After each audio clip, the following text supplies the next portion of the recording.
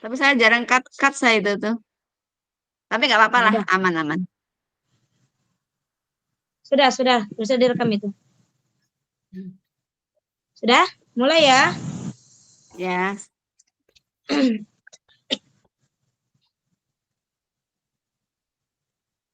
Bismillahirrahmanirrahim. Assalamualaikum warahmatullahi wabarakatuh. Waalaikumsalam warahmatullahi wabarakatuh. Selamat siang bunda-bunda hebat yang ada di Gugus Kamboja. Alhamdulillah Rabbil Alamin, kita pada siang hari ini bisa berjumpa dalam keadaan sehat mengikuti kegiatan diseminasi budaya positif PAUD bersama narasumber kita yang hebat ini yaitu Ibu Marjuti SPD dan didampingi oleh Bunda pengawas kita di Gugus Kamboja yaitu Bunda Haja Huzaifa SPD MM. Selamat datang Bunda Huzaifa dan narasumber kita Bunda Marjuti. Saya perkenalkan terlebih dahulu, saya Novita Dulestari sebagai moderator kegiatan kita pada siang hari ini yang memandu kegiatan kita dari awal sampai akhir. Kepada bunda-bunda hebat semuanya, di saat kegiatan diseminasi yang akan disampaikan oleh narasumber kita, silakan Bunda tetap aktif menghidupkan kamera. Suaranya dimute-kan jika tidak ingin bersuara, atau di saat bertanya silakan hidupkan suaranya nanti atau di-on-kan. Yang pertama acara kita yaitu kata sambutan atau pengarahan dari Bunda pengawas kita di Gugus Kamboja yaitu Bunda Haja Huzaifa SPDMM. Kepada Bunda Huzaifa saya persilakan. Terima kasih Bunda Nukta yang telah memberikan kesempatan kepada saya. Bismillahirrahmanirrahim. Assalamualaikum warahmatullahi wabarakatuh. Waalaikumsalam warahmatullahi wabarakatuh. Alhamdulillah, puji syukur selalu kita panjatkan kehadiran Allah Subhanahu wa taala. Berkat beliaulah maka pada kesempatan sekarang ini kita masih bisa dipertemukan di tatap maya ini dalam rangka kegiatan diseminasi atau berbagi praktik baik nanti akan disampaikan oleh Bunda Marjuti. Di sini saya mengucapkan terima kasih. Ini nani ini. Kamu udah masuk? Suaranya. Bu Muji. Lagian semua. Jadi lihat dianakan. Baik, kita lanjutkan. Alhamdulillah ya Bunda Marjuti, Bunda ucapkan terima kasih yang mana Bunda Marjuti mengajak Bunda sebagai pengawas gugus Kamboja untuk bergabung bersama-sama Bunda Marjuti di sini. Nah ini teman-teman semua ya yang ada di gugus Kamboja tadi sebenarnya kita itu berharap seluruh gugus Kamboja ini semuanya hadir, itu harapan kita awalnya ya, karena ini adalah praktek baik dari Bunda Marjuti yang beliau ini adalah seorang fasilitator ya, calon guru penggerak, yang mana kalau calon guru penggerak ini memang belajarnya itu daring ini mereka ini juga mengajar itu bukan daerah sendiri. Nah, itu ya. Jadi diputar seluruh Indonesia seperti itu ya. Nah, di sini saya tahu persis bahwasanya fasilitator CGP ini bukan hanya CGP itu dari PAUD itu ya. Jadi Bunda Marjuti ini memfasilitasi calon guru penggerak itu dari PAUD, SD, SMP, dan SMA. Seperti itu kan Bunda Marjuti? Nah, jadi kita sebagai anggota gugus Kamboja itu sebenarnya berterima kasih sebenarnya sama Bunda Marjuti yang sudah mau berbagi seperti itu ya. Nah, yang mana di sini Bunda Marjuti ini akan menyampaikan apa namanya tuh disiplin positif. Nah, jadi disiplin positif ini yang akan disampaikannya ini mungkin nanti kita secara detail ya akan mendengarkan penjelasan dari Bunda Marjuti. Yang mana apa nama disiplin positif ini kalau kemarin itu namanya tata tertib ya, tata tertib kelas. Nah, sekarang itu di disiplin positif ini namanya keyakinan kelas. Jadi memang bahasanya itu diperhalus seperti itu ya, diperhalus sehingga apa namanya keyakinan kelas itu akan kita patuhi bersama, sepakati bersama, karena memang keyakinan kelas ini bukan ditentukan oleh satu orang, bukan ditentukan oleh sekolah, tetapi ditentukan oleh semua warga sekolah. Itu namanya disiplin positif. Nah, nanti Bunda Marjuti ini apa namanya akan menyampaikan, dan Bunda yakin ya sebagai pengawas di gugus Kamboja dan kebetulan juga Bunda adalah sebagai fasilitator sekolah penggerak, ini akan sangat bermanfaat ya.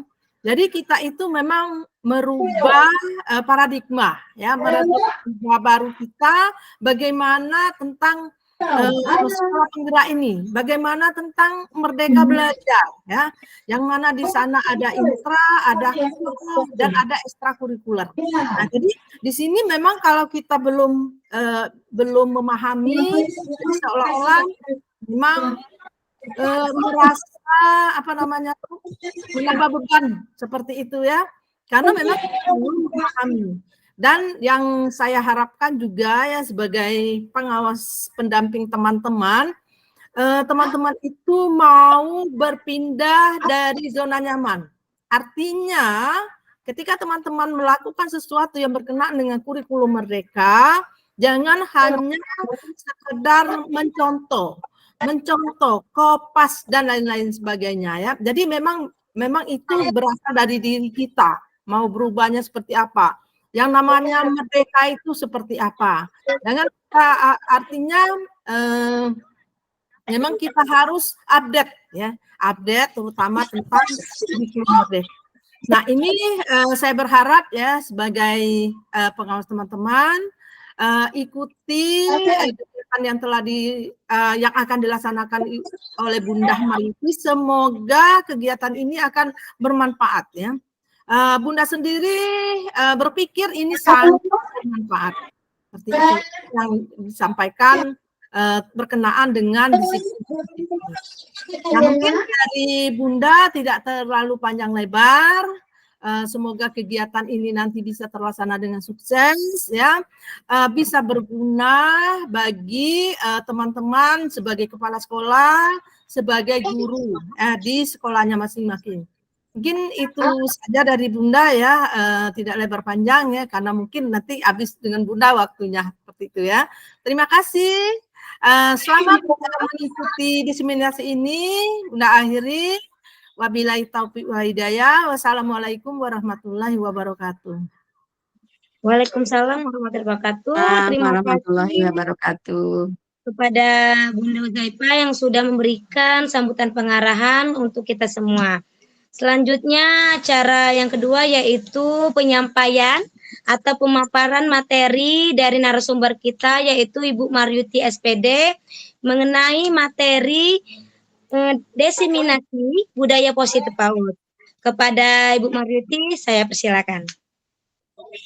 Bunda Marjuti, Bunda izin pakai ini apa namanya, pakai HP ya? Ya, siap Bunda. Siap, Bunda. Makasih, selamat teman-teman, semoga bermanfaat ya. Terima kasih Bunda. Ya, sama-sama. Terima kasih. Pertama-tama saya ucapkan kepada Bunda Huzaifah yang sudah bersedia menghadiri kegiatan diseminasi budaya positif siang hari ini.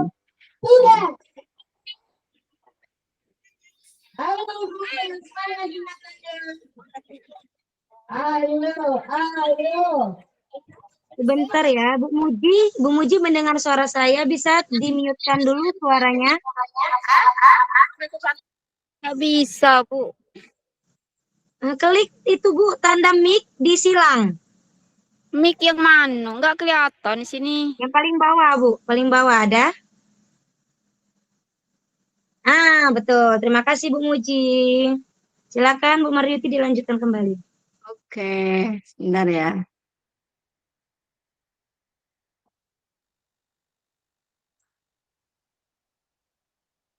PPT-nya ini gampang. Terus.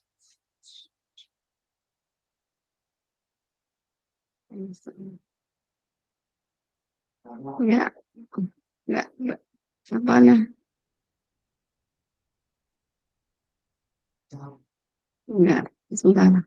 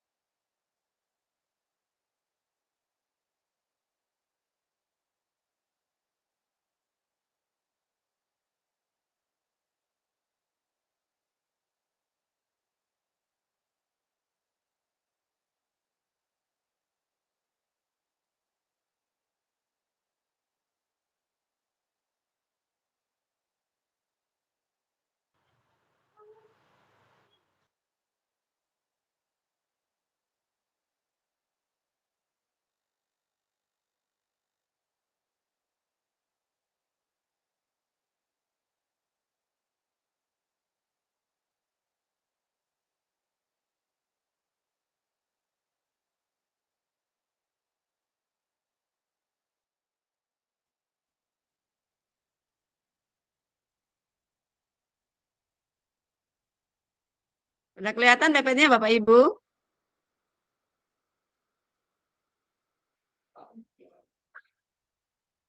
Enggak. Sudah, Bun. Oke.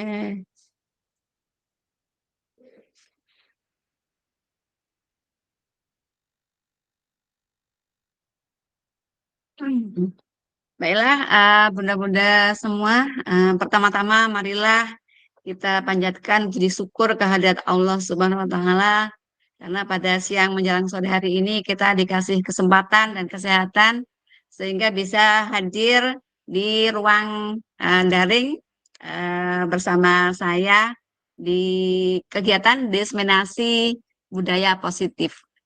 Selanjutnya tak lupa kita sampaikan salam dan salawat kita kepada junjungan besar Nabi besar kita Nabi Muhammad SAW.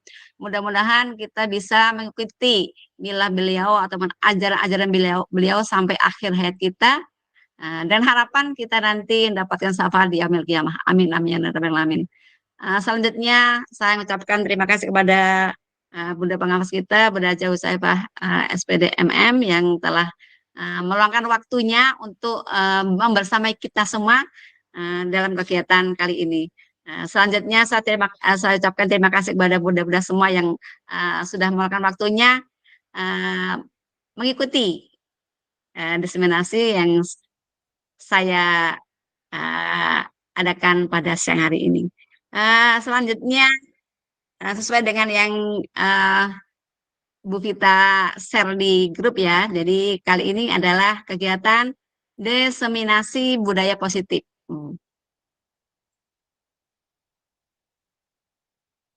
Nah, sebelum kita lanjut, saya akan menyampaikan kesepakatan kelas. Jadi kesepakatan kelas ini dibuat agar kegiatan ini berjalan dengan lancar. Misalnya ada kendala apa, jadi antisipasi lah. Nah, itu maksudnya. Jadi pertama sini udah saya tuliskan satu saling menghargai. Kira-kira sepakat Bapak Ibu? Saling menghargai? Sepakat. Silakan kalau mau bicara buka mic-nya ya Bapak Ibu ya. Kemudian yang kedua, jadi pendengar yang baik. Mudah-mudahan mudah-mudahan semua juga sepakat ya.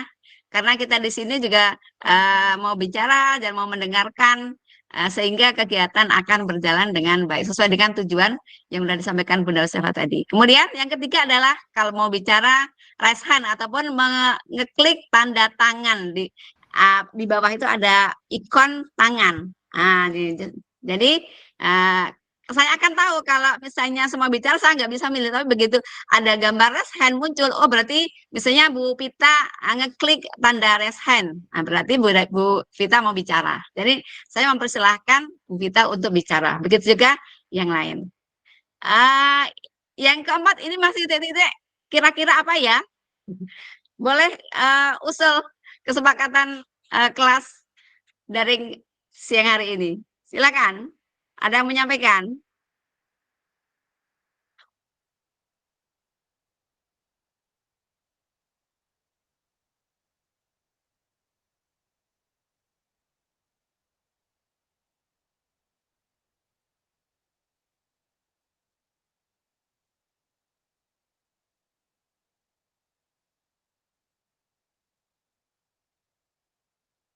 Silakan, ada yang mau menyampaikan? Ya ada. Kadang-kadang mungkin ya bisa saya tambah misalnya boleh sambil makan cemilan juga boleh, asal tidak dia makan besar ya Bu Novita ya. Nanti kalau makan besar nanti nggak jadi ngikuti kegiatan. Jadi boleh cemil-cemil dan sebagainya. Mudah-mudahan dengan kesepakatan kelas ini kita bisa melaksanakan kegiatan dengan lancar dan mudah-mudahan kesepakatan ini bisa kita terapkan sampai akhir kegiatan ini. Terima kasih. Selanjutnya, sesuai dengan judulnya yaitu budaya positif, yang mana kita terapkan di kita masing-masing ya, di kelompok kita masing-masing, yang mana dalam budaya positif itu meliputi beberapa konsep. Nah, jadi pertama adalah perubahan paradigma pendidikan, yang kedua disiplin positif, yang ketiga motivasi perilaku, yang keempat keyakinan kelas ataupun keyakinan sekolah, selanjutnya kebutuhan dasar manusia, itu kurang A itu ya, tadi udah saya konsep tapi hilang lagi A-nya. Kemudian yang keenam posisi kontrol, kemudian yang ketujuh segitiga restitusi, yang mana kita sebagai guru harus ya, memang harus memiliki kemampuan dalam mewujudkan budaya positif tersebut. Jadi bagaimana penjelasan ataupun uraian dari konsep-konsep yang ketujuh tersebut kita akan lanjutkan ya. Yang pertama adalah perubahan paradigma pendidikan. Nah, di sini dikatakan perubahan paradigma itu sangat erat kaitannya dengan filosofi Ki Hajar Dewantara, yang mana kita semua saya rasa sudah pada hafal ya. Jadi ing ngarsa sung tulodo, ing madya mangun karsa, dan yang terakhir tut uri handayani. Dan artinya saya yakin juga bunda-bunda semua udah memahami ya. Jadi kalau di depan kita memberi contoh ataupun tauladan, kemudian kalau di tengah kita memotivasi bagaimana murid-murid kita bisa melaksanakan belajar yang baik, kemudian kalau di belakang mendorong bagaimana biar anak tetap semangat melaksanakan apa yang kita ajarkan atau kita lakukan kepada mereka. Selanjutnya adalah disiplin positif. Nah, tapi sebelum saya mengarah ke sana, jadi saya akan mengajak teman-teman semua atau bunda semua untuk membayangkan kita sebagai guru itu dianalogkan. Nah, jadi kita sebagai seorang petani. Seorang petani biasanya dia merawat tanamannya, memberi pupuk, mengairi atau menyiram, Kemudian kalau ada penyakitnya mungkin diobati atau dibuang. Kalau ada yang mengganggu rumput-rumput ataupun semasa mungkin dicabut, dibuang, sehingga tanaman akan tumbuh dengan baik dan berbuah dengan banyak ataupun buah dengan lebat. Begitu juga kita posisi kita sebagai guru itu diibaratkan sebagai petani. Nah, jadi seorang petani yang misalnya menanam padi, kira-kira bisa tumbuh jagung apa tidak? Nah, rasanya tidak bisa ya. Kita hanya atau seorang petani hanya bisa bukan menumbuhkan, itu merawat padi tersebut sehingga menjadi padi yang subur, yang menumbuhkan bulir-bulir padi yang banyak. Tentunya semua itu prosesnya tuh sesuai dengan tani tersebut. Jadi kita sebagai guru juga seperti itu. Jadi anak-anak kita itu bagikan seorang bibit padi atau bibit jagung, yang mana ada juga atas berpendapat yang mengatakan kalau kita bisa merubah anak sesuai dengan apa yang kita kehendaki, atau mengatakan anak itu adalah kosong, jadi bisa kita isi sesuai dengan apa yang kita mau. Tetapi rupanya tidak seperti itu. Jadi anak-anak itu sudah mempunyai kalau di guru penggerak itu namanya kodrat alam. Kodrat udah punya karakter. Tapi karakter-karakter itu belum tumbuh, masih berupa garis-garis halus, yang mana kita sebagai guru, terutama di guru TK atau guru PAUD itu berperan sangat penting untuk menajamkan atau memperjelas garis-garis halus yang udah dipunya anak. Tetapi karakter-karakter yang dipunya anak itu kan tidak semuanya bagus. Jadi mungkin ada bibit-bibit yang mungkin agak jelek atau mungkin agak keriput kecil, sehingga dalam pertumbuhannya kalau dibiarkan tidak mulus ataupun tidak berbuah dengan lebat. Tugas kita di sekolah adalah memelihara, bukan kita mau membuat anak sesuai dengan kehendak kita. Jadi kalau kita petani menanam padi tidak bisa menumbuhkan jagung. Nah, itu analognya. Jadi tugas kita adalah mempersiapkan lingkungan kita, suasana di sekolah kita senyaman mungkin, sehingga anak-anak akan tumbuh menjadi yang punya karakter yang baik. Jadi tugas kita seperti itu. Bagaimana kita mengelola lingkungan yang senyaman mungkin. Bagaimana anak-anak itu melihat bunda-bundanya berkomunikasi, berinteraksi, baik dengan sama guru maupun sama dengan teman-teman atau dengan murid-murid. Mereka akan melihat bagaimana kita memberikan contoh di depan mereka, otomatis akan dilihat oleh anak-anak. Bagaimana kita memberi motivasi, bagaimana kita memberikan penyelesaian masalah. Seandainya anak-anak itu notabene pasti berpunya masalah. Tidak ada anak yang tidak bermasalah, walaupun mungkin kita anggap itu bukan masalah, tapi suatu yang berjalan atau proses pembelajaran terhadap anak pasti ada masalah. Jadi bagaimana kita menghadapinya, bagaimana kita menyelesaikannya, itu sangat menentukan dari pembentukan karakter yang akan dijalani oleh anak-anak tersebut.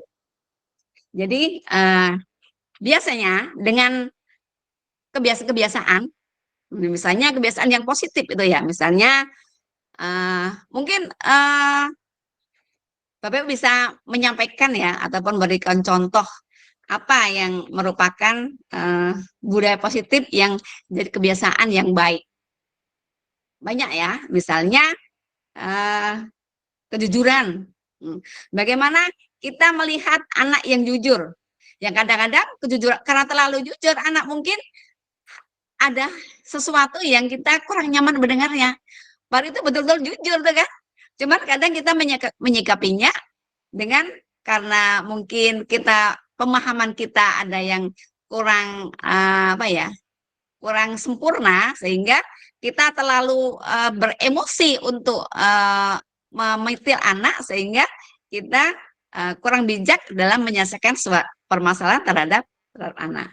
Jadi tugas kita adalah menciptakan lingkungan dengan pembiasaan yang baik, dengan kebiasaan baik akan tercipta karakter-karakter yang baik sesuai yang kita inginkan atau yang kita anggap suatu kebajikan universal. Kemudian dengan karakter-karakter yang baik itu akan menjadi suatu budaya positif. Itu yang dikehendaki oleh filosofi Ki Hajar Dewantara yang menjadi Bapak Pendidikan Nasional kita.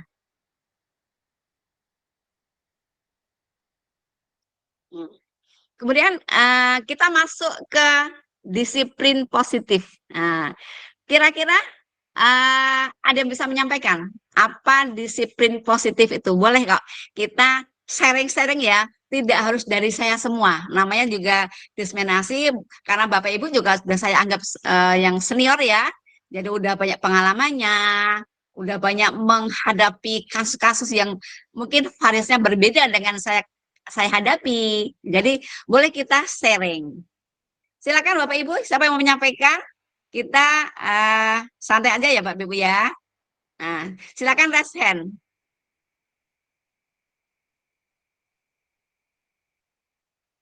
Silakan Ibu-ibu semuanya untuk dapat berkomentar atau memberikan pendapatnya.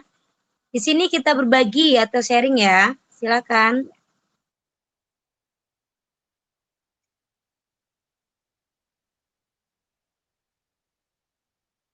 Atau mungkin kalau mungkin misalnya dalam merangkai kata-kata agak bingung. Saya paham disiplin positif itu seperti apa Pak? Mungkin mau menyampaikan mungkin agak gimana kan? Nah, boleh kalau tidak ada yang menyampaikan pengertiannya boleh contohnya. Nah, boleh. Mungkin contoh Bapak pasti kan melihat sehari-hari. Bagaimana sih disiplin positif itu? Ataupun kegiatan yang menunjukkan disiplin. Nah, enggak disiplin sekolah terutama ya, bukan di rumah. Nah, di sekolah bunda-bunda semua. Enggak mungkin Bapak Ibu Bapak Ibu, bunda-bunda semua tidak menghadapi abang kita semua kan mengejarkan kan. Silakan sampaikan biar kita ada komunikasi. Silakan dosen.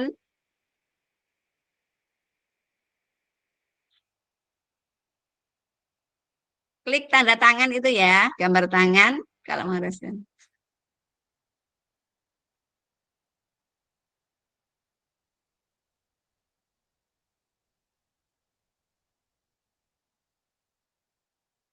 Mungkin Bu Nuraini mungkin mau menyampaikan.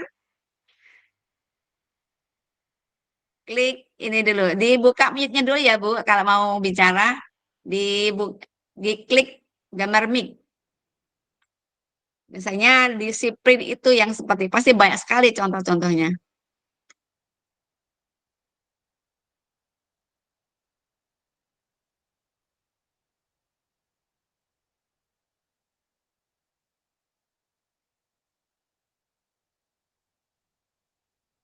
Mari silahkan.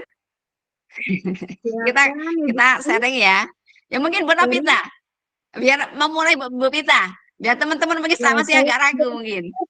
Jawab ya. Disiplin positif itu adalah yang di sekolah kita ini berbentuk contoh aja Ibu-ibu. Contoh, ya, boleh. Anak dapat menempatkan sepatu pada tempatnya, ya kan? Ya kan, antri, ya kan, antri mencuci tangan.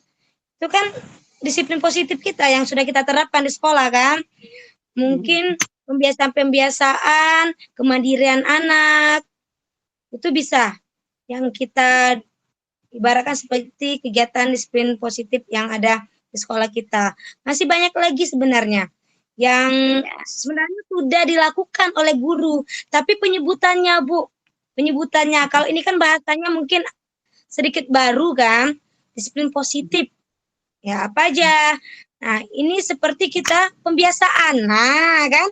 Pembiasaan yang ada di sekolah kita yang intinya untuk ke arah yang lebih baik. Tadi seperti kegiatan antri, menempatkan tempat pada tempatnya. Itu kan? Dari yang sudah kita bentuk sebenarnya sudah terbentuk. Tetapi disiplin positif ini harus kita kelola kembali sehingga apa yang kita harapkan itu bisa terlaksana di diri anak. Intinya di guru dulu. Guru mengerti tidak apa aja disiplin positif itu, baru kita simulasikan dengan anak-anak. Saya ini hanya mengajak ya Ibu, karena pematerinya Ibu Mariuti, tapi saya sebagai moderator ingin mendengar apa saja yang disiplin positif yang sudah, atau kebiasaan positif deh, yang sudah dilakukan ibu-ibu di sekolah masing-masing. Contohnya aja Bu, tidak perlu pengertiannya apa, tapi real ya Bu Mariuti. Ya, silakan. Makasih Bu Pita. Iya. Iya, Bu Pita udah mengawali memberikan contoh. Tentunya bunda-bunda semua pasti mempunyai apa disiplin yang diterapkan kepada anak didiknya. Ayo silakan. Jangan Bu Pita sendiri. Kawan Bu Pita ya. Silakan. Kita sharing aja ya.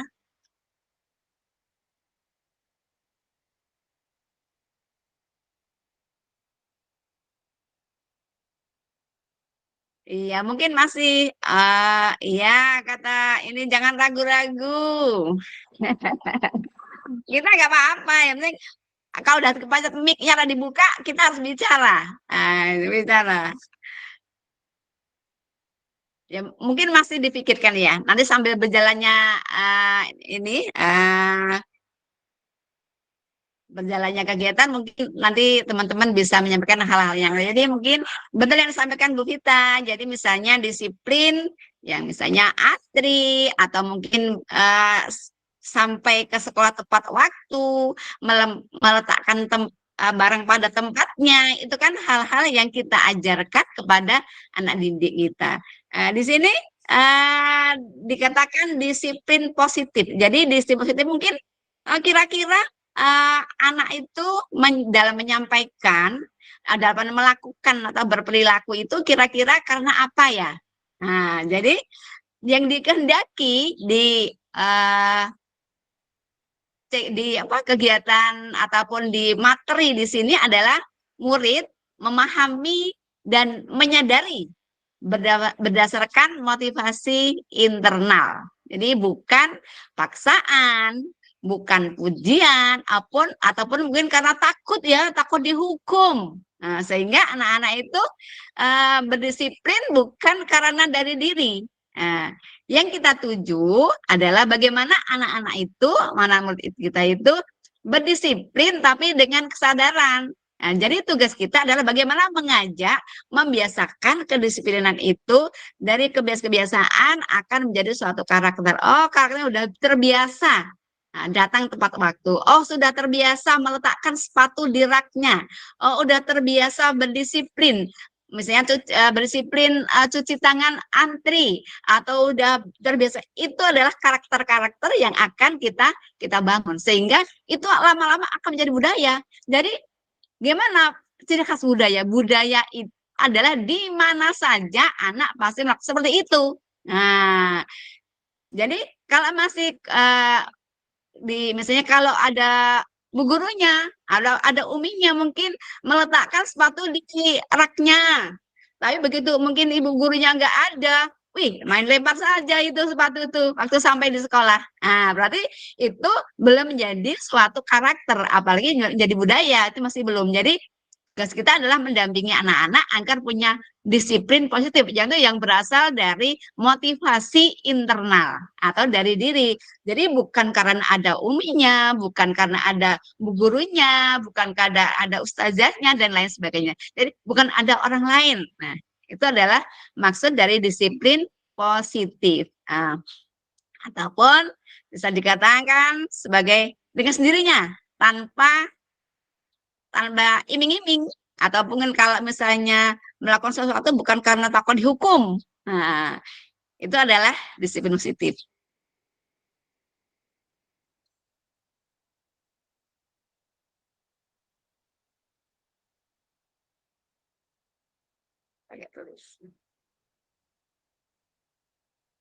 Selanjutnya kita ke 6 karakter profil pelajar Pancasila, yang mana disiplin positif yang amat ada hubungannya ya. Nah, di sini tercover di program Guru Penggerak ini adalah masuk ke dalam profil pelajar Pancasila, yaitu mungkin Bunda sudah hafal ya. Pertama mungkin beriman, bertakwa kepada Tuhan Yang Maha Esa dan berakhlak mulia. Kemudian yang kedua mandiri, kemudian yang tiga berkebinekaan global, keempat gotong royong, kelima kreatif, kemudian yang keempat, yang keenam adalah bernalar kritis. Nah, jadi saya mau bertanya ya, karena saya tadi juga mengajak biar kita sharing berkolaborasi ya. Jadi kira-kira disiplin apa yang sudah Bapak udah terapkan di sekolah masing-masing yang ada hubungannya dengan beriman, bertakwa kepada Tuhan Yang Maha Esa dan berakhlak mulia. Boleh memberikan contoh, boleh memberikan materinya juga nggak apa, ataupun apa saja yang penting ada hubungannya dengan karakter beriman, bertakwa kepada Tuhan Yang Maha Esa. Silahkan.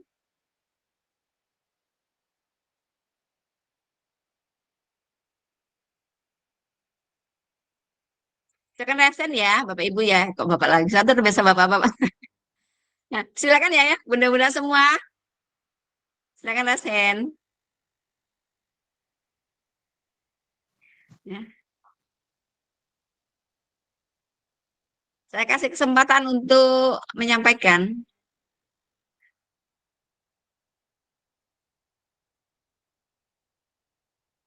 Boleh buka kameranya?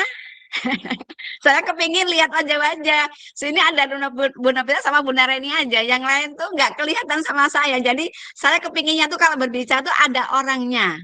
Jadi kalau tidak ada halangan sinyal, silakan Bunda-bunda semua buka kameranya. Jadi kan sehingga saya bisa melihat Bunda-bunda tuh apa ya?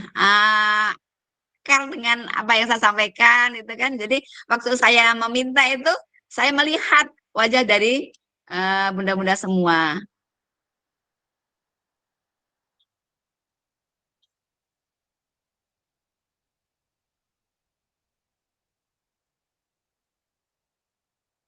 Jangan Bunda Pita lagi yang menyampaikan ya Bunda Pita. Teman-teman silahkan. Kalau misalnya ya, boleh saya memberi contoh ya. Kalau misalnya di TK Harum ya Bu Nini ya, mungkin Bu Nini juga udah tahu juga ya. Misalnya kita akan menerapkan karakter beriman, bertakwa kepada Tuhan Yang Maha Esa dan berakhlak mulia. Jadi mungkin dari kata beriman itu kan patuh ya, patuh kepada Tuhan Yang Maha Esa. Jadi kalau seandainya Tuhan kita misalnya mempunyai suatu kitab, kitab tuh yang harus dipahami. Bagaimana akan kita paham kalau kita tidak bisa membacanya? Terus berarti kita sebelum membaca harus bisa membacanya. Jadi dari awal anak-anak TK Harum sudah diajarkan cara membaca Al-Quran. Bagaimana caranya? Ya dari sedini mungkin, namanya juga anak-anak kan. Jadi pengenalan, misalnya huruf-huruf hijaiyah, dengan Iqra atau mungkin dengan metode-metode yang lain. Kebetulan kalau di TK Harum masih pakai metode Iqra karena masih meyakini dengan metode Iqra lebih sederhana, lebih simpel. Nah, harapannya setelah anak bisa membaca ayat-ayat misalnya kalimat-kalimat dalam bahasa Arab, nanti kedepannya walaupun mungkin di kelas-kelas ataupun setelah naik ke SD atau mungkin SMP mungkin bisa membaca lebih lancar lagi. Nah, setelah baca, karena membaca itu adalah suatu ibadah. Jadi dari awal kita mengenalkan, itu adalah salah satunya ya bunda-bunda semua ya. Kemudian bagaimana meyakini kalau kita membaca atau belajar hijaiyah itu mendapatkan pahala. Kalau kita misalnya kadang Bu Nini saya juga sering menyampaikan, kalau kita disuruh mamanya, kalau misalnya mamanya menyuruh terus anak-anak misalnya mau, pasti mamanya kira-kira senang apa tidak? Pasti mereka akan mengatakan iya senang Bu Guru. Itu mama aja yang merita aja senang. Apalagi Tuhan kita mempunyai seluruh alam. Yang mempunyai air hujan, yang mempunyai bumi, yang mempunyai tanah, yang mempunyai pasir, batu, langit, matahari, yang mungkin kegunaannya sangat banyak, itu semua punya Allah. Jadi kalau kita nggak punya matahari misalnya, kalau nggak punya air, aduh. Jadi kita menghadirkan rasa ketuhanan di pembelajaran kita. Itu adalah salah satu contoh aja. Saya yakin bunda-bunda semua udah menyertakan atau menyelipkan karakter-karakter yang saya sampaikan tadi ke dalam pembelajarannya. Mungkin di sini mungkin bunda-bunda mungkin agak segan menyampaikannya ya, tapi mudah-mudahan nanti kalau kita ketemu nggak tetap ayah, mungkin ketemu langsung mungkin lebih mudah ya Bu Nafita ya. Ya, itu. Kemudian kenapa karakter yang pertama itu beriman dan bertakwa kepada Tuhan Yang Maha Esa di nomor 1? Kenapa nggak nomor terakhir? Nah, pasti itu ada maksudnya. Nah, jadi dengan kita beriman itu tuh sudah membawahi seluruh karakter-karakter yang lain. Cuma harus lebih diuraikan, atau mungkin lebih agak detailnya seperti apa itu ada 6 karakter. Saya kira itu ya tentang karakter Pancasila. Mudah-mudahan kita semua bisa mengajarkan ataupun membuat suatu membiasakan atau akhirnya sampai menjadi suatu budaya yang terpancar di karakter Pancasila tersebut akan terwujud di anak-anak murid kita semua.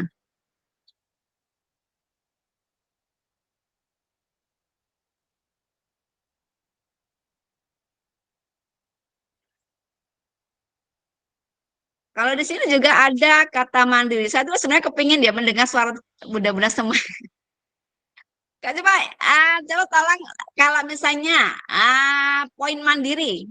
Poin mandiri itu bagaimana? Apa yang udah Bapak udah bunda-bunda ajarkan di poin mandiri untuk siswa-siswa di sekolahnya? Silahkan. Saya khawatir Bapak Ibu tidak mendengar saya jadi sama Bu Vita aja. Tapi mudah-mudahan enggak ya.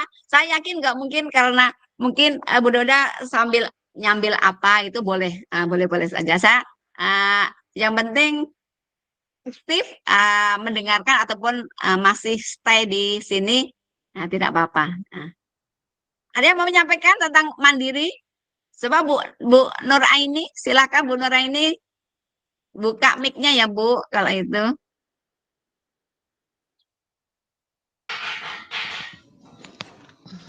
Ya, Assalamualaikum warahmatullahi wabarakatuh.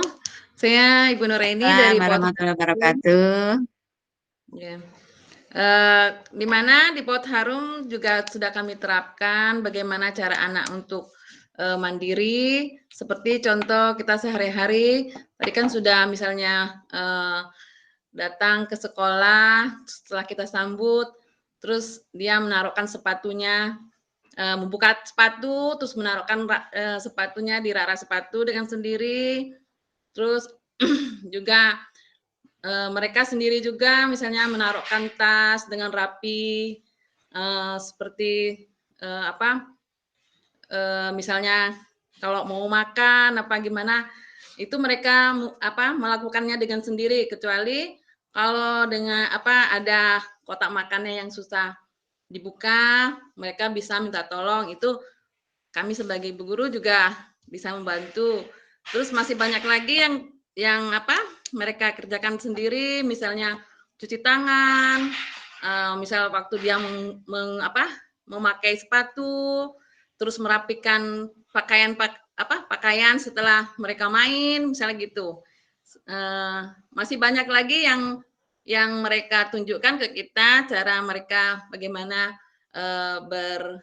bersikap mandiri. Cuma itu aja.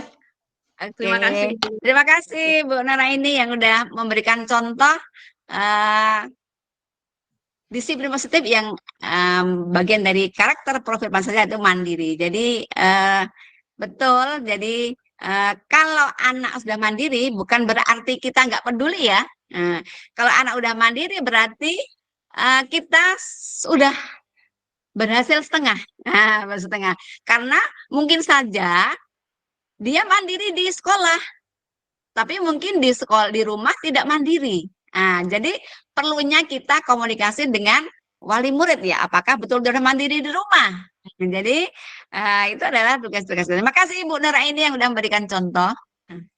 Kemudian berkebinekaan global, bergotong royong.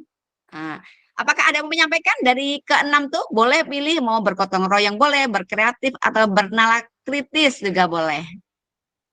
Ada yang mau menyampaikan?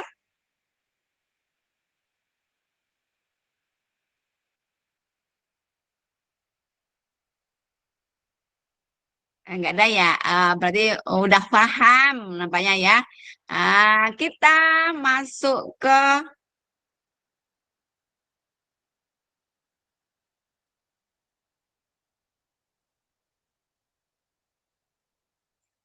masuk ke slide motivasi perilaku. Nah, di sini seseorang mempunyai motivasi berperilaku yang bermacam-macam. Di kegiatan atau di program guru penggerak itu dibagi menjadi 3 motivasi perilaku manusia. Jadi yang pertama adalah untuk menghindari ketidaknyamanan ataupun hukuman. Yang kedua, untuk mendapatkan imbalan atau penghargaan dari orang lain. Dan yang ketiga adalah untuk menjadi orang yang mereka inginkan dan menghargai diri sendiri dengan nilai-nilai yang mereka percaya. Jadi kira-kira anak kita ataupun mungkin malah kita sendiri gitu kan, bagaimana posisi kita kalau kita berbuat sesuatu atau melakukan sesuatu mungkin untuk menghindari tidak takut dihukum. Misalnya kalau datang tepat waktu, itu nanti nggak kena hukuman dari bu guru, atau mungkin nggak kena marah, atau nggak kena omel, atau mungkin hanya kepingin dapatkan bintang, atau mungkin mendapat pujian karena suka dipuji, kan anak suka dipuji ya. Mbak misalnya nomor 1 datang ke sekolah. Terus biasanya kalau suatu ketika dia bu gurunya lupa mujinya kan, karena udah sering nomor 1 terus, lama-lama mungkin bosan bu gurunya muji terus. Akhirnya nggak dipuji waktu itu. Ataupun mungkin yang piketnya bukan Bu Novita gitu kan. Yang Bu Novita sukanya muji kan. Aduh Mbak atau Kakak, nomor 1 deh, datang tepat waktu. Nah, misalnya, waktu itu Bu Novita lagi tidak di tempat ataupun lagi ada kegiatan, jadi nggak bisa menyambut anak misalnya. Atau nyambut mungkin guru lain. Waktu itu lupa dengan nggak tahu kebiasaan Bu Novita yang suka memuji. Nah, sehingga anak yang sering tepat waktu itu datang nomor 1, cemberut dia. Kira-kira kenapa ini anak disebut biasanya ceria datang? Beliau anak dapat mencari Bu Novita. Bu Novita kemana ya? Karena biasanya Bu Novita ngasih apa? Ngasih pujian. Jadi kita sebagai guru melihat seperti itu, kita harus berpikir, kenapa ya? Biasanya anak itu ceria. Kenapa mencari Bu Novita ya? Padahal yang pikir saya udah salaman, udah apa kabarnya nak, dan sebagainya kan.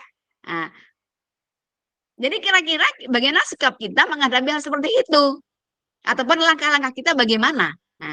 Karena di sini di program ini ada 3 motivasi. Jadi yang kita kehendaki atau yang dikehendaki di filosofi Ki Hajar Dewantara ini adalah anak akan menjadi diri sendiri. Ataupun memang kepingin jadi anak yang disiplin, memang kepingin jadi anak yang tepat waktu, memang kepingin jadi anak yang mandiri, bukan karena siapa-siapa. Walaupun Bu Novita mungkin nggak menyapa, nggak menyambut kehadirannya, aku ceria. Berarti itu sudah berhasil. Itu udah betul-betul anak yang atau murid yang udah mempunyai karakter yang baik. Atau itu adalah tujuan akhir dari motivasi. Jadi bagaimana tugas kita mengajak anak-anak untuk pertama ya, yang sampai katanya membiasakan. Lama-lama setelah biasakan anak menjadi suatu karakter.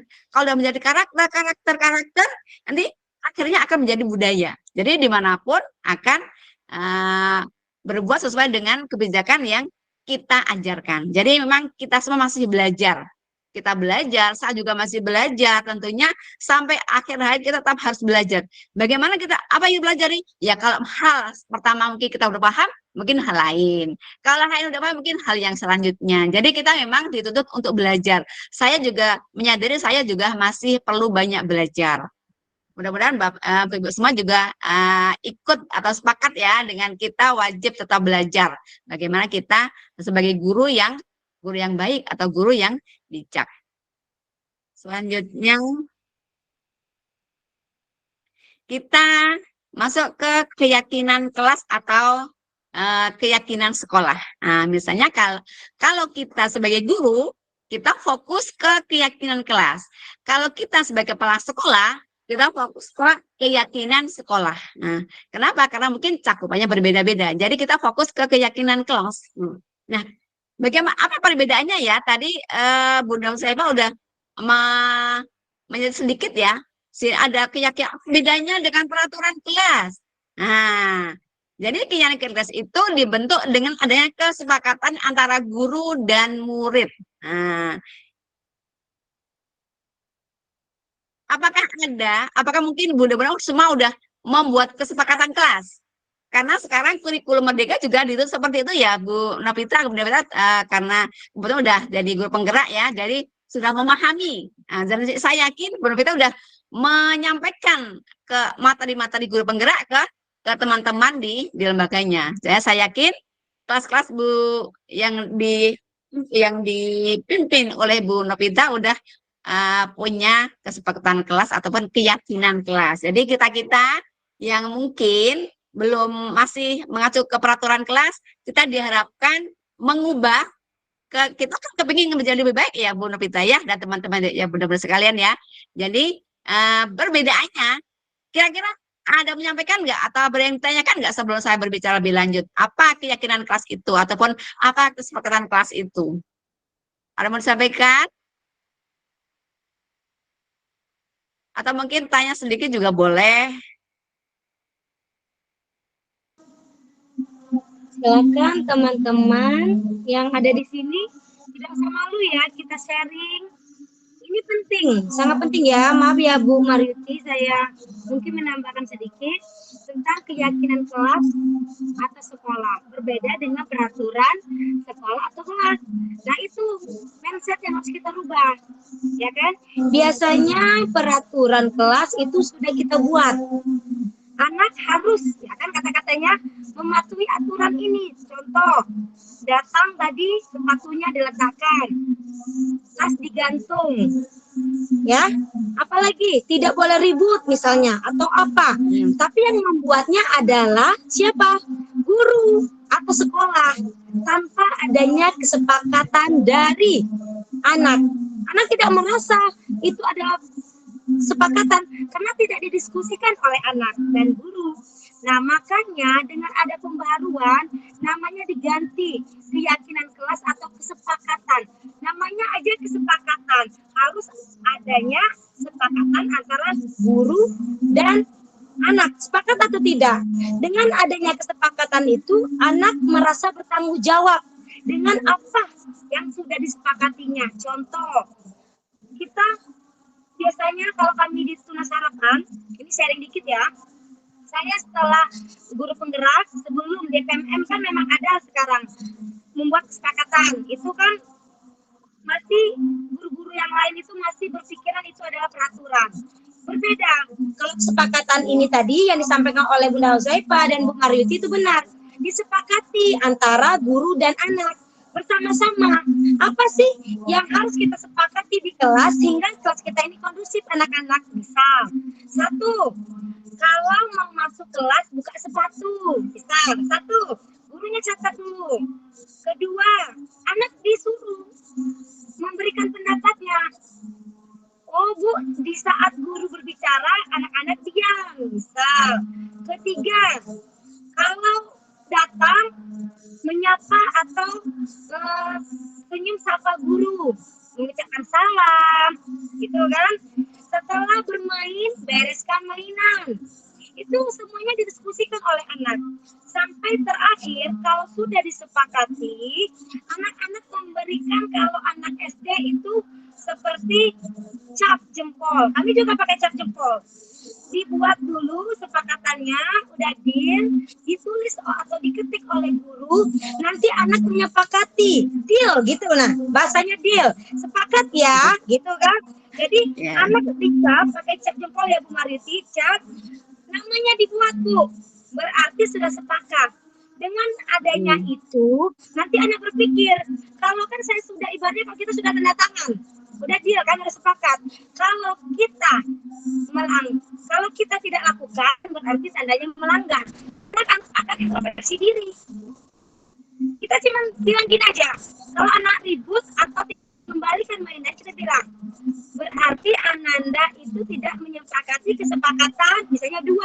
Oh iya Bu, berarti mainnya belum dibereskan. Dia akan ingat kesepakatan yang dibentuk oleh guru dan anak itu otomatis akan diingat oleh anak tersebut. Dia akan introspeksi diri atau membuat dirinya saya melakukan kesalahan gitu kan, berarti saya melanggar kesepakatan kemarin gitu, sehingga anak-anak itu termotivasi sendiri. Makanya adanya kesepakatan. Berbeda dengan peraturan tadi. Kalau peraturan itu yang dibuat oleh guru atau sekolah, belum tentu anak dapat meyakininya. Seperti itu. Bagusnya benar kita itu membuat keyakinan atau kesepakatan kelas itu bersama oleh anak Ibu Mariti. Seperti itu ya, sedikit sharing ya. Kalau bisa memang benar-benar diterapkan. Jangan asal tempel. Udah ada kesepakatan kelas, misalnya kelas teratai. Padahal sebenarnya tidak terjadi. Yang realnya itu tadi pakai cap jempol, pakai stiker, sehingga anak merasa membuat kesepakatan itu. Itu saja Bu Mariti, berbagi pengalaman yang sudah memang benar-benar diterapkan oleh TK Tunas Harapan. Itu ya Bu Mariti dan teman-teman. Oke. Terima kasih Bu Mita yang sudah menyambung lidah saya. Jadi itu ya teman-teman ya. Jadi berbedanya sangat jelas ya. Keimbasannya juga sangat berbeda sekali dari pelaksanaannya maupun dari efek-efek yang lain sangat berbeda karena proses pembuatannya juga berbeda. Kalau yang sampaikan Bu Mita tadi, kalau peraturan pasti dari kita. Nah, kalau kita yang ngatur berarti orang biasanya agak gimana kan? Ada-ada aja. Tapi kalau udah kesepakatan kita, apa udah cap jempol yang disampaikan sama Bu Mita tadi, otomatis udah sepakat. Ini punyaku. Nah, tadi udah ngelotok. Jadi apalagi tiap pagi dibaca ya Bu Mita ya. Kesepakatan kelas 1 ini tepat waktu, menyayangi teman, menjaga kebersihan dan sebagainya. Nah, itu kan yang kita. Otomatis kalau anak itu mau melanggar, kok melanggar punya diri sendiri. Berarti pasti agak malu-malu dikit ya, kecuali kalau peraturan itu kan yang buat itu gurunya. Jadi itu ya Bapak Ibu, Ibu ya Ibu semua ya, bunda-bunda semua, mudah-mudahan nanti semua kelas mempunyai keyakinan kelas, dan saya yakin Ibu semua yang sudah mempelajari atau belajar tentang di PMM tentang kurikulum merdeka, insya Allah udah paham. Tinggal kita melaksanakannya seperti apa. Misalnya kalau yang ada di keyakinan di kelas B, di TK Harum di sini misalnya saling menyayangi teman. Nah, berarti kalau ada anak-anak yang mau cubit-cubit, itu kira-kira sayang apa tidak itu ya. Nah, kan ada kadang-kadang lupa ya, tiba-tiba kalau nggak suka nyubit atau mungkin melotot dikit. Nah, itu berarti kita mengingatkan, oh iya, keyakinan kelas kita adalah kita saling menyayangi teman. Nah, kemudian mereka cepatnya menyadari kesalahannya. Nah, kemudian yang kedua, meletakkan barang pada tempatnya. Jadi kalau ada anak yang selesai main, langsung tinggal pergi aja. Nah, kita mudah mengingatnya.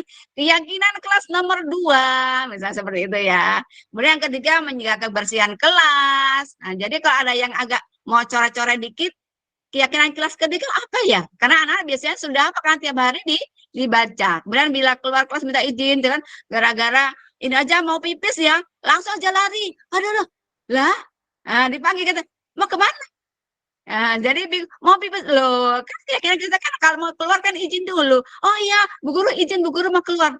Jadi prosesnya kita adalah seperti itu. Jadi bukan kok semata-mata kalau udah dibuat keyakinan kelas terus blek. Bagus semua. Tidak juga ya Bu Mita ya. Pasti ada prosesnya. Mudah-mudahan setelah anak-anak lulus dari lembaga kita, menjadi punya karakter yang baik. Jadi memang waktunya panjang, 1 tahun atau mungkin ada juga yang 2 tahun kalau masuk ke kelas A mungkin 2 tahun di lembaga kita. Jadi harapannya anak menjadi anak yang berkarakter. Selanjutnya kita masuk ke kebutuhan dasar manusia. Nah, kira-kira kebutuhan dasar kita apa ya? Nah, di sini dikatakan satu bertahan hidup, yang kedua rasa diterima atau rasa kasih sayang, yang ketiga kebebasan, yang keempat kesenangan, dan kelima adalah penguasaan. Ini adalah kebutuhan dasar manusia. Ini pasti. Nah, semua orang pasti mempunyai kebutuhan seperti ini. Nah, jadi kalau misalnya ada anak-anak yang bertingkah, kalau anak yang bermasalah, nah, kita berusaha untuk mengalihkan ke kebutuhan dasar anak atau mengalihkan kebutuhan dasar manusia. Kira-kira apa sih yang dimauin anak ini?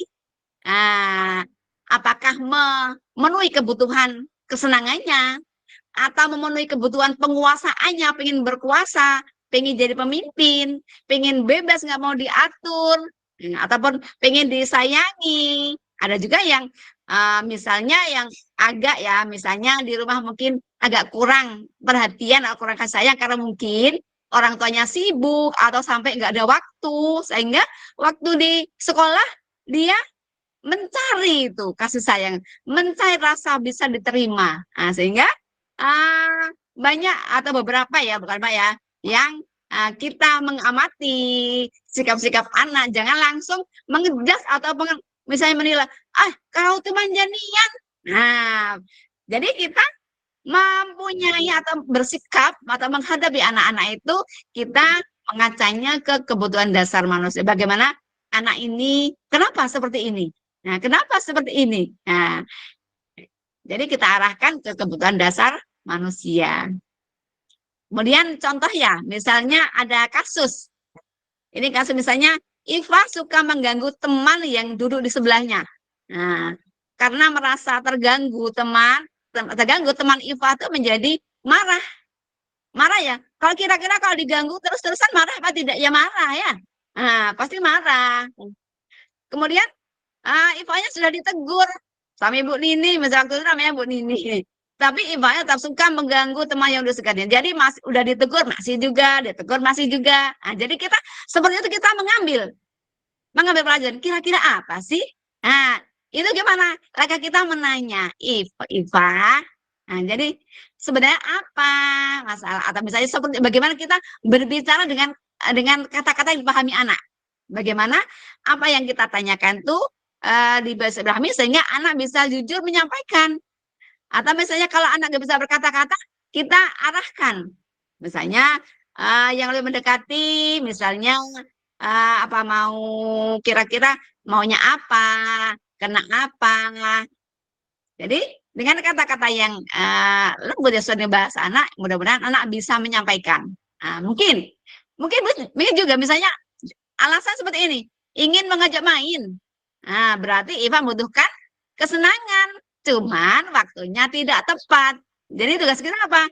Memberikan rambu-rambu. Ini waktunya belajar. Nanti ada waktunya untuk bermain. Nah, dikasih pengertian seperti itu. Kemudian kalau seandainya pingin pinjam mainannya, pingin pinjam Bu Guru, nah, berarti Iva membutuhkan kebebasan. Jadi pada itu mainan teman atau punya teman, dia akan bebas memainkan yang bukan miliknya. Sehingga bagaimana kita menyikapi anak sesuai dengan jawaban anak-anak tersebut. Jadi dengan tidak mudah menjas ataupun mengecap, oh ini anak nakal, ini anak rewel, ini cengeng, ini manja, yang apa nilai-nilai yang negatif, sehingga kita lupa dengan kebutuhan dasar manusia.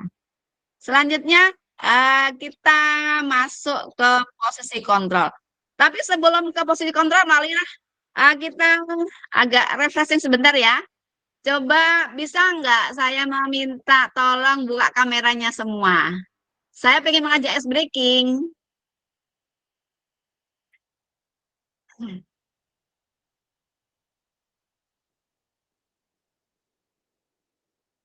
Lihat teman-teman udah? Makasih ya.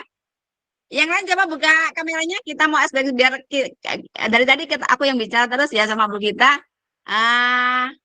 Kita ice breaking sebentar biar agak fresh ya. Silakan buka videonya teman-teman ya. Buka kameranya ya. Sebentar aja. Sebentar aja. Bu Tri Anggra ini dari tempatkah?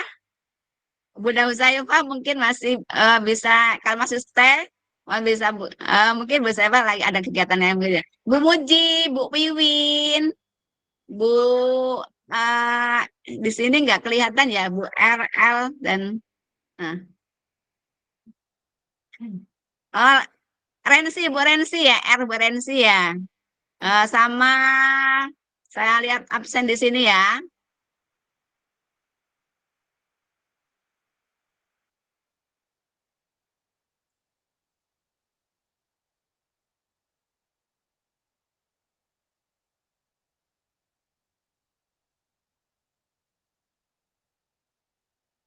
Apakah bisa buka kamera? Bunda Pita, ya Allah. Teman-teman nggak mau buka kamera. Malah saya kepengen ngajak SBDK sebentar tuh nah.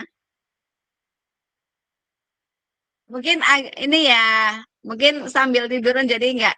ah Bolehlah nggak apa-apa lah. Saya setelkan ini aja. Siapa yang bersedia buka kamera silahkan. Saya share dulu.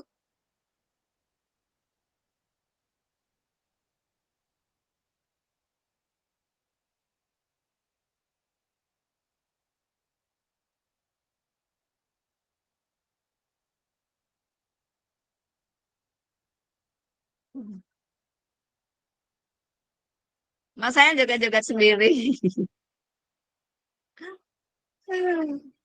Bila yang lain mungkin agak kita jaga-jaga dulu ya Bu. Ini Bu Tapita.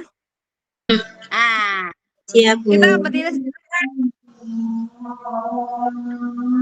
Ada suaranya nggak Bu Pita? Coba di setel dulu, belum terdengar. Oh, belum kedengar ya? Oh, belum di play. Bentar. Bentar.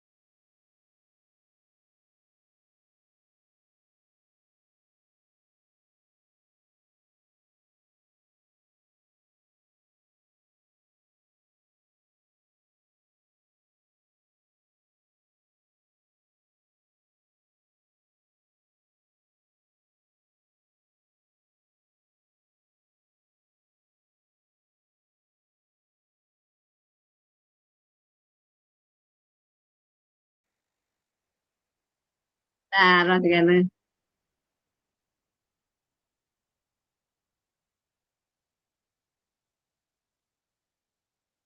terima kasih Bu Vita udah menemani dan Bu Nini berjoget riang. Mudah-mudahan kita mengurangi rasa penat kita duduk ya, sehingga kita ke depan saja lebih fresh lagi. Nah, tujuannya SBY kan seperti itu. Cuma teman-teman mungkin lagi ini ya, mungkin kurang siap. Akhirnya mereka nggak membuka kameranya. Nggak apa-apa, mudah-mudahan walaupun nggak buka kamera ngikuti ya, mudah-mudahan semuanya di belakang layar. Oke, kita lanjut ke PPT ya.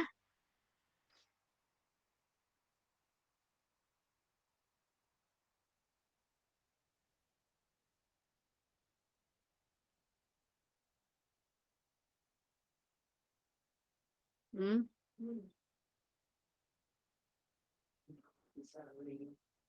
Enggak ini. Enggak, tapi enggak muncul. Oh ya, jadi kita kembali ke slide ya. Ke slide. Jadi saya mengharap teman-teman semua masih stay walaupun di belakang kamera ya. Jadi ada posisi kontrol. Nah, apa posisi kontrol tersebut? Ataupun di sini dikatakan ada 5 posisi kontrol. Yang pertama adalah guru sebagai penghukum, 2 guru sebagai pembuat rasa bersalah, 3 guru sebagai teman, dan 4 guru sebagai pemantau, dan yang kelima adalah guru sebagai manajer. Jadi ini adalah menggambarkan menggambarkan bagaimana kita menyikapi permasalahan-permasalahan yang dihadapi, atau otomatis permasalahan di anak ya, atau mungkin juga permasalahan diri kita.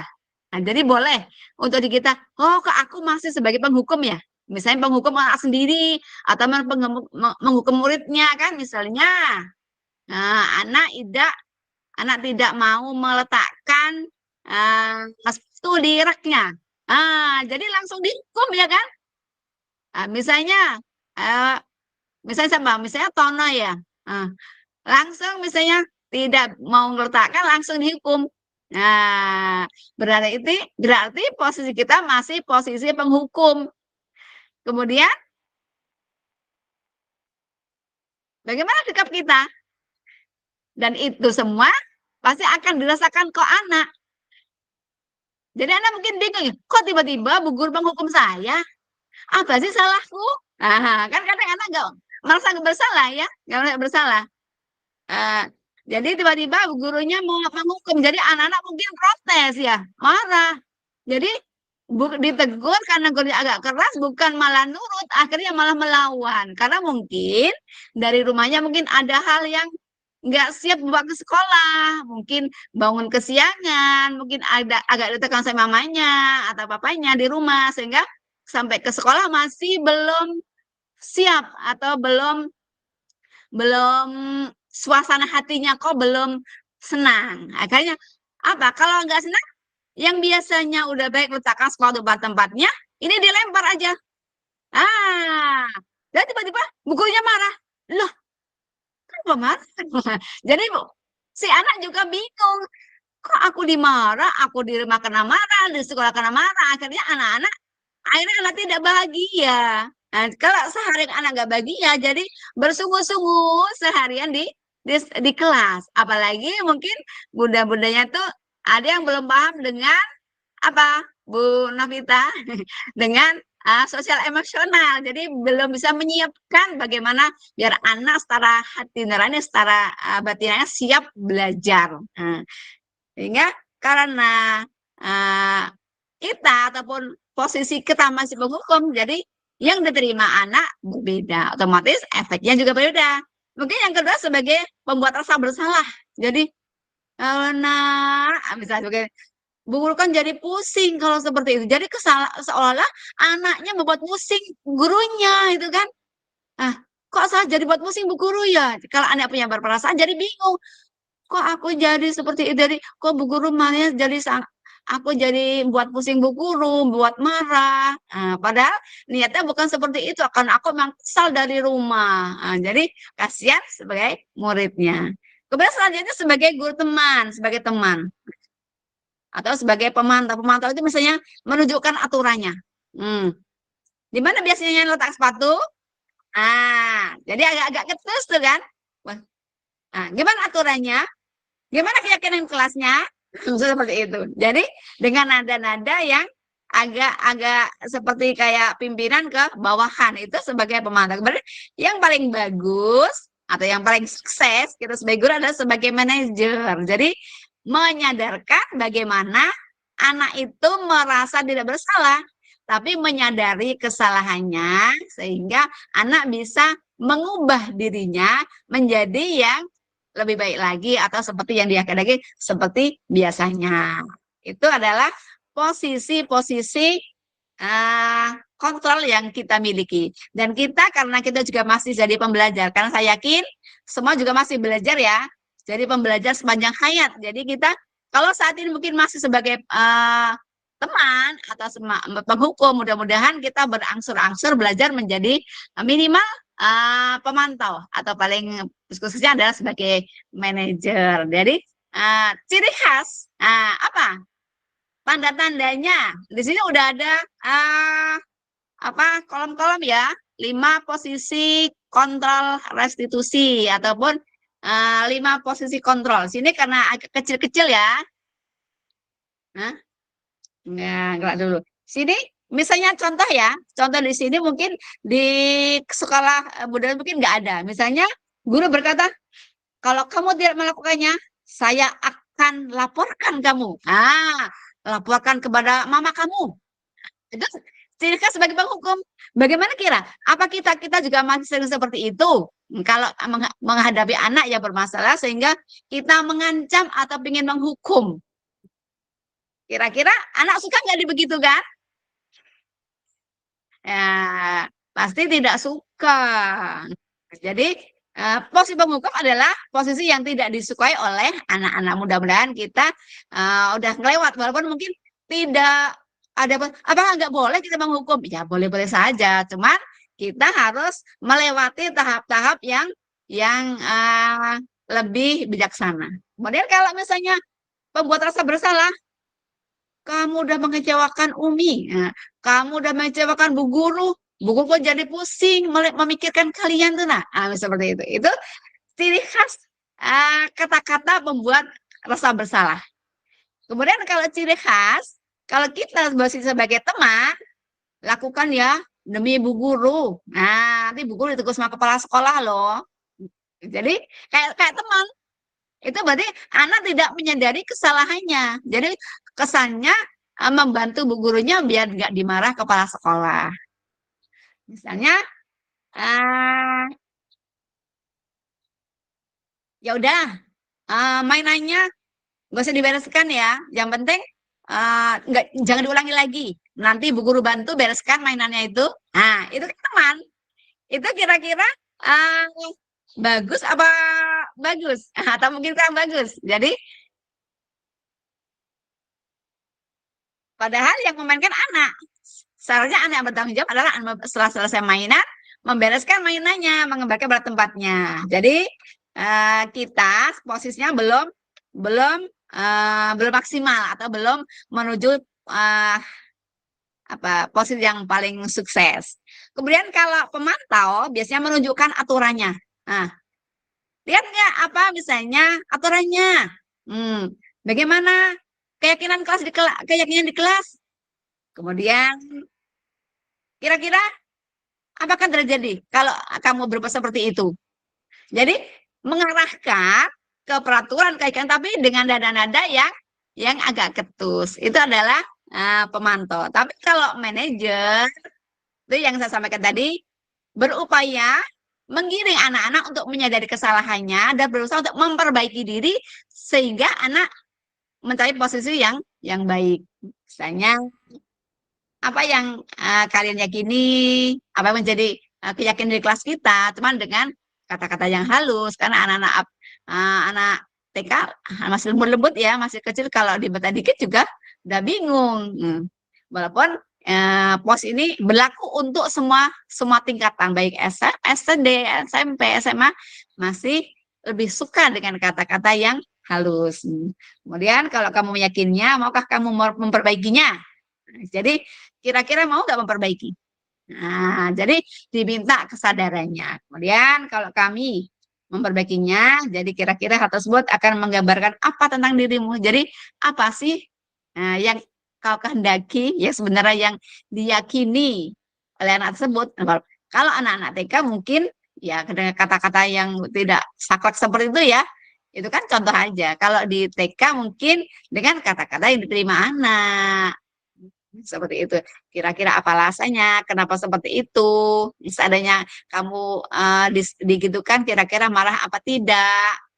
Kira-kira selanjutnya bagaimana sikap kamu setelah kamu bisa berbuat salah dengan teman? Nah, jadi digiring mungkin akhirnya anak meminta maaf dengan kesadarannya. Itu sebagai contoh saja. Selanjutnya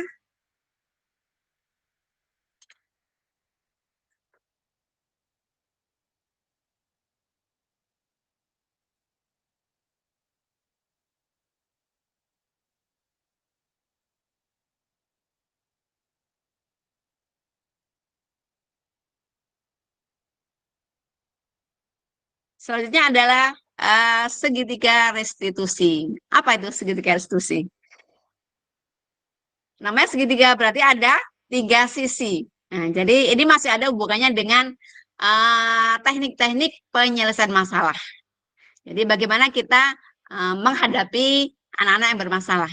Jadi pertama di sini ada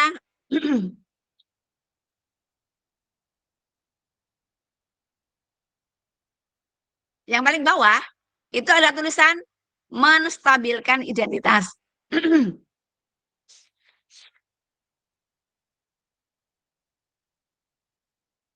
Kata di bawahnya itu, setiap orang pasti pernah melakukan kesalahan. Jadi anak-anak kalau misalnya punya kesalahan jangan langsung dijudge, misalnya kenapa sih? Jadi kenapa sih? Jadi kesannya anak langsung tersudutkan. Jadi langkah pertama di sini adalah distabil ataupun dikembalikan kepada identitasnya. Kalau kita itu berbuat salah itu ya orang kita juga pernah berbuat salah kan. Jadi jangan sampai kalau kita juga minta dimaklumi kalau lagi bersalah, jangan sampai anak-anak murid kita betul salah, kita tidak bisa memakluminya. Nah, kamu bukan satu-satunya yang pernah melakukan ini, atau mungkin saya dulu juga pernah ataupun guru pernah melakukan kesalahan ini. Jadi biar anak nanti diajak menyadari dirinya. Menyadari dirinya. Kemudian selanjutnya setelah begitu langkah yang kedua adalah menanyakan keyakinan. Kira-kira keyakinan apa yang kita yakini atau yang kita sepakati. Misalnya keyakinan kelas apa yang telah kita sepakati di kelas. Buat kamu ingin menjadi orang seperti apa? Setelah mempunyai anak menjawab, digiring lagi. Nah, setelah kamu tahu kesepakatan yang kamu langgar, kira-kira kamu yang seperti apa? Jadi diajak berpikir ini yang di sini. Setelah walaupun anak kecil mau juga diajak berpikir ya, jangan dianggap anak itu nggak mau berpikir. Kemudian langkah yang terakhir adalah setelah ngajak anak berpikir, memposisikan dirinya, oh aku melanggar keyakinan kelas yang nomor 2 misalnya.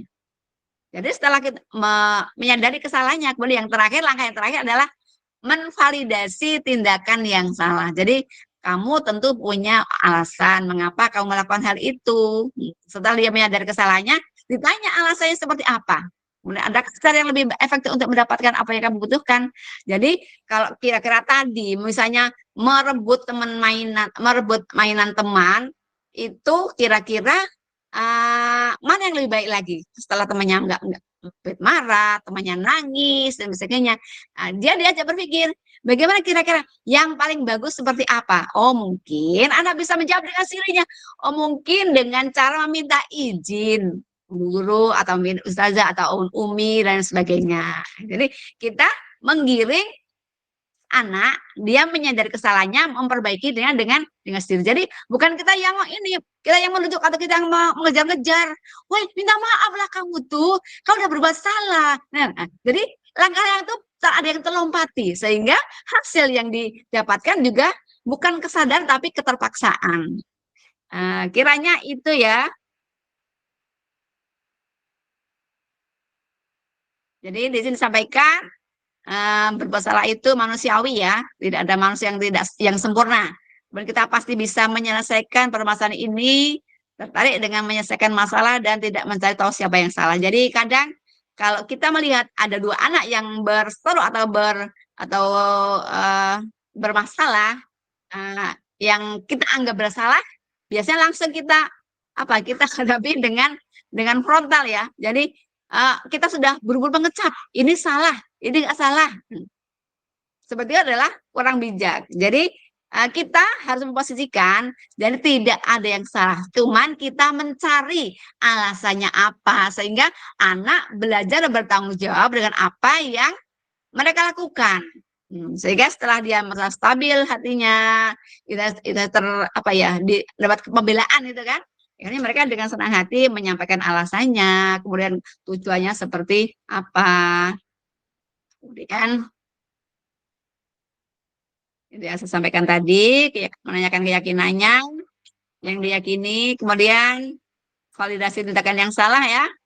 Setiap perilaku memenuhi kebutuhannya. Dia kembali ke kebutuhannya. Oh, misalnya dia kepingin mainannya, pengen bebas, pengen memainkan balupnya sendiri. Nah, sehingga setelah kita mendapatkan alasannya, kita lari ke kebutuhan dasar manusia, baru kita memberikan nasihat-nasihatnya yang dibutuhkan oleh anak.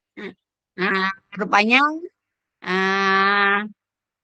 saya cukup sekian aja. Terima kasih. Mudah-mudahan kegiatan ini bisa bermanfaat dan bisa menginspirasi teman-teman atau bunda-bunda semua. Saya tutup kegiatan ini share saya ini.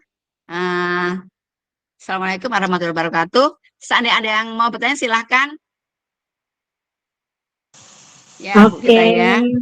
Ya, terima kasih Bu Maryuti yang sudah memberikan materi yang kalau menurut saya sangat bagus. Ada beberapa materi yang perlu kita pelajari lagi, terutama sebagai guru di sekolah kita, terutama di PAUD ya. Adakah bunda-bunda semuanya, bunda-bunda hebat yang ingin bertanya?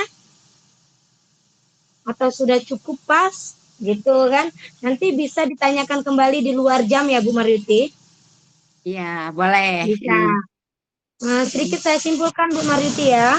Mungkin di sini masih malu-malu bertanya, nanti kita di lain waktu atau di luar jam atau kontak sama Bu Maryuti ingin mendalami lagi tentang disiplin positif di sekolah, nanti bisa ditanyakan kepada Ibu Maryuti ya. Saya simpulkan budaya positif di sekolah yaitu nilai-nilai dan kebiasaan-kebiasaan di sekolah yang berpihak pada peserta didik agar mereka dapat berkembang menjadi pribadi yang kritis, penuh hormat dan bertanggung jawab. Banyak sekali paparan yang disampaikan oleh Bu Maryuti tadi seperti membuat keyakinan kelas, kebutuhan dasar manusia apa saja yang harus kita penuhi, segitiga restitusi jika anak ada masalah, ya kan gitu. Intinya segitiga restitusi itu adalah jika anak punya problem, permasalahan, tanpa kita menjatuhkan anak satu atau yang lainnya, tetapi dengan adanya segitiga restitusi, ada 3 tadi, anak dapat memecahkan masalahnya dan memahami apa yang telah dilakukannya itu, sehingga bisa menjadi pembelajaran untuk yang lebih baik lagi. Yang terakhir itu tadi ada posisi kontrol guru ya Bu. Nah, posisi kontrol guru kita ibaratnya introspeksi diri. Di posisi manakah saya? Apakah masih menghukum atau masih apa tadi? Lainnya banyak 5 tadi ya. Apakah yang paling bagus tadi adalah manajer. Nah, itu yang harus kita bentuk. Pertama seorang guru yang banyak sekali harus kita pelajari. Menurut saya kegiatan ini sangat bagus kalau kita dalami, karena intinya ini untuk anak tapi untuk gurunya dulu. Karena yang banyak disinggung tadi adalah guru kan. Guru membuat kesepakatan kelas, tapi intinya gurunya harus aktif, kreatif. Dan tadi kata Bunda Uzaifa, tidak berhenti di zona nyaman. kita melakukan banyak sekali perubahan sehingga apa yang ingin kita dapatkan itu tercapai di sekolah kita. Itu saja ya Bu Mariti dan teman-teman, bunda-bunda hebat semuanya. Ini sangat inspirasi sekali. Saya sebagai moderator mohon maaf jika kegiatan ini ada lewat jam atau ada kata-kata yang kurang berkenan. Saya mohon maaf, kepada Allah saya mohon ampun. Terima kasih atas kesempatannya. Semoga di lain waktu kita bisa berjumpa lagi dalam momen atau dengan materi yang lebih menarik lagi, dengan pemateri yang nanti bisa kita bergantian, terutama di gugus kita ya, itu ya, Bu Mariti dan Bunda Zepa. Itu saja. Terima kasih. Saya akhiri. Wabillahi taufiq wal hidayah. Wassalamualaikum warahmatullahi wabarakatuh. Waalaikumsalam warahmatullahi wabarakatuh. Saya sampaikan terima kasih kepada Bu Vita yang sudah membawakan acara dari awal sampai akhir ini dengan baik. Terima kasih atas bantuannya, juga kepada Bunda Saifah yang sudah bersedia menghadiri sampai akhir acara, dan juga terima kasih kepada teman-teman bunda-bunda semua yang sudah stay dari awal sampai akhir. Insya Allah nanti, karena itu aja ya. Kami tutup kegiatan ini dengan Assalamualaikum warahmatullahi wabarakatuh. Alhamdulillahirabbil alamin. Terima kasih semuanya. Selamat istirahat bunda-bunda semuanya. Sampai jumpa di lain waktu.